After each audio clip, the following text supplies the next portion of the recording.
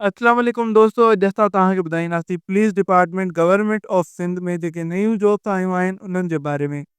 ही जेके जॉब्स आहिनि इहे हेड कॉन्स्टेबल ऐं ड्राइवर पुलिस जूं जॉब्स आहिनि, जेके ज़िले कराची, हैदराबाद, एसडीए, मीरपुर खां प्रखर ऐं लाड़काना में आयूं आहिनि। हेड कॉन्स्टेबल जी जेका जॉब आहे उन लाइ क्वालिफिकेशन में इंटरमीडिएट हुजणु लाज़मी आहे। ड्राइवर पुलिस कांस्टेबल जी जेका जॉब आहे उन लाइ क्वालिफिकेशन में मैट्रिकुलेशन सां गॾु ड्राइविंग लाइसेंस हुजणु बि लाज़मी आहे। हिननि जॉब्स में अप्लाई करण लाइ उमिरि जी हद 18 खां 28 साल ताईं आहे। हिन में ऑनलाइन अप्लाई करण लाइ तव्हां हिननि जी वेबसाइट sts@iba-suk.edu.pk ते वञी अप्लाई करे था सघो ऐं वधीक मालूमात हासिल करे था सघो। हिन में अप्लाई करण जी आख़िरी तारीख़ 26 फरवरी 2025 आहे।